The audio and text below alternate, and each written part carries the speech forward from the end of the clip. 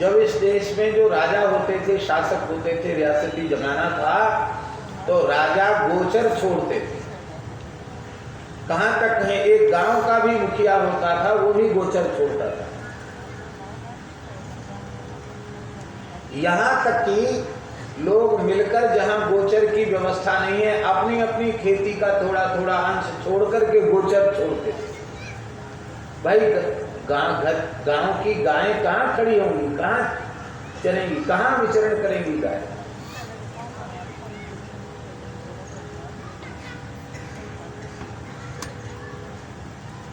ओरछा में राम राजा सरकार विराजे हैं।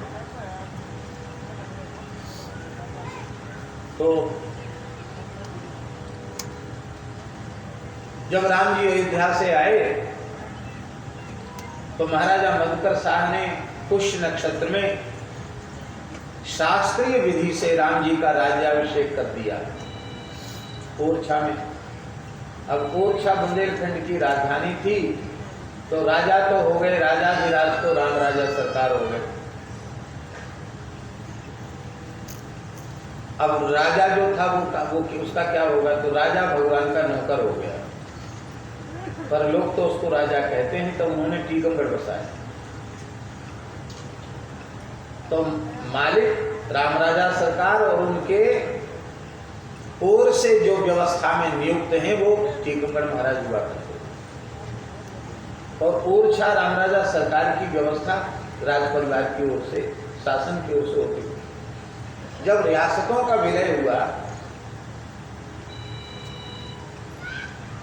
तो उस समय एक शर्त पर टीकमगढ़ महाराज ने विलय स्वीकार किया था। बोले हम तो राष्ट्रभक्त हैं, जो देश के हित में है वो हमें सहर्ष स्वीकार है, लेकिन हमारी एक शर्त रहेगी।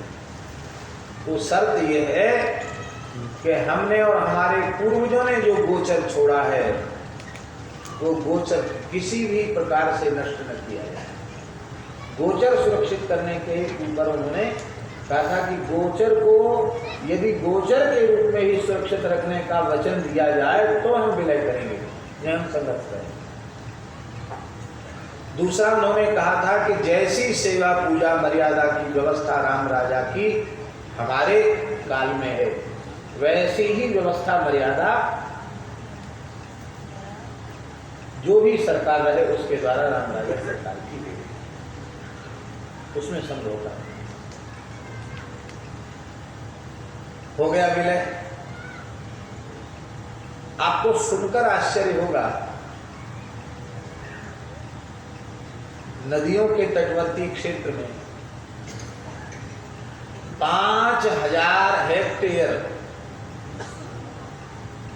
5000 हेक्टेयर भूमि, एक चक जिसमें किसी का प्रवेश नहीं, 5000 हेक्टेयर भूमि रियासत के द्वारा गोवंश के चरने के लिए छोड़ी गई थी।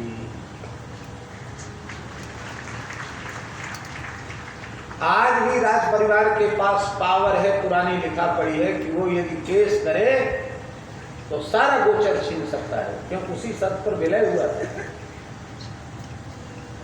लेकिन दुर्भाग्य की बात, आज जिस काल में जिस राजा के द्वारा इतनी भूमि गोचर के लिए छोड़ी गई, आज वहीं गाय को चरने की जगह थी। वोट के लालच में सब जमीन छिन्न भिन्न कर दी। तो भैया आप धर्मनिष्ठ हैं, आस्तिक हैं, भारतीय हैं, गीता गंगा गायत्री गाय ब्राह्मण संत इनमें आपकी श्रद्धा है, तो आप कृपा करो, यदि धोखे से भी आपने गोचर का उपयोग कर रखा हो तत्काल उसका त्याग करो। भूल से भी हो गया हो, लोभ से भी हो गया हो, तो अब इस पाप का प्रायश्चित्त कर लो। नहीं करोगे तो उसका परिणाम कितना भयंकर है। हम लोग शास्त्र वचनों में विश्वास और श्रद्धा रखने वाले लोग हैं। नरकान निवर्तन्ते यावदराज चतुर्दश, जब तक 14 इंद्र का कार्यकाल पूरा न हो तब तक वो नरक से बाहर निकलते। एक चांडाली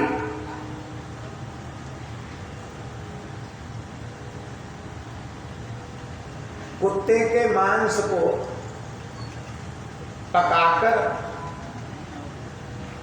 मनुष्य की खोपड़ी के बर्तन में,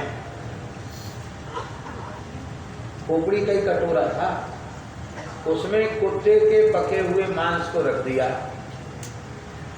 और कुत्ता के चमड़े से ही ढक दिया उसको। और ऐसे वैसे नहीं, थोड़ा जल और छीट दिया कि जगह शुद्ध हो जाए। हाँ। एक महापुरुष उधर से निकले, उनकी नजर पड़ी, उन्होंने कहा रे एक तो तू चांडाली, श्मशान में रहने वाली, और तेरा पात्र भी अच्छा नहीं, हड्डी का पात्र है मनुष्य की खोपड़ी, उसमें पदार्थ भी अच्छा नहीं, कुत्ते का मांस है जो सर्वथा निषिद्ध माना जाता है,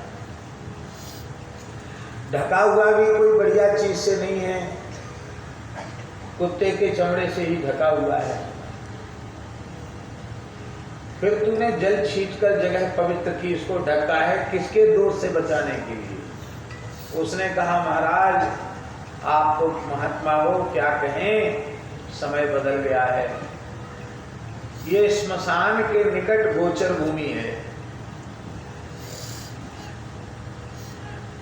और इसी श्मशान से लगी हुई गोचर भूमि है और गोचर भूमि से लगी हुई ही किसानों की खेती है। तो पहले लोगों में लोभ लालच नहीं था, अब कुछ लोभ लालच बढ़ गया है। तो किसी व्यक्ति ने धोखे से या लोभवश एक वितस्ती, वितस्ती माने होता है एक बित्ता, एक बिलान, एक वितस्ती भूमि भी यदि गोचर की खेत में जोत ली है तो उस व्यक्ति, उस पापी मनुष्य की दृष्टि से बचाने के लिए मैंने इसकी व्यवस्था की। मेरे द्वारा ये सर्वथा अभक्ष हो जाए। इसका मतलब, उसका कहने का प्रयोजन यह था कि उस मनुष्य से बड़ा पापी इस धरती पर कोई दूसरा नहीं है जो गोचर का दुरुपयोग करता है। ये कितने बड़े सौभाग्य की बात है कि ये मुरली मनोहर दोहरा जो गोचर क्षेत्र है कितना है?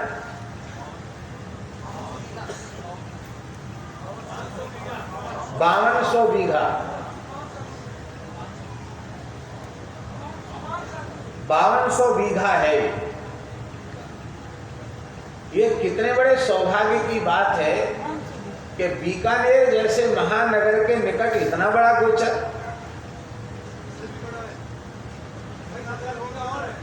इससे भी बड़ा गोचर है। लेकिन दुख की बात यह है कि कितने बड़े गोचर हैं, ये आपके पूर्वजों की धर्मनिष्ठा का परिणाम है और आज वह गोचर भी अतिक्रमित हो रहे हैं। उनमें लोग घर बना के रह रहे हैं। देखो, बुरा नहीं मानना, मानो तो मान जाओ, कोई बात नहीं। बुरा मान जाओगे तो हमको कभी नहीं बुलाओगे, नहीं बुलाओगे तो हमारे ऊपर आपकी सबसे बड़ी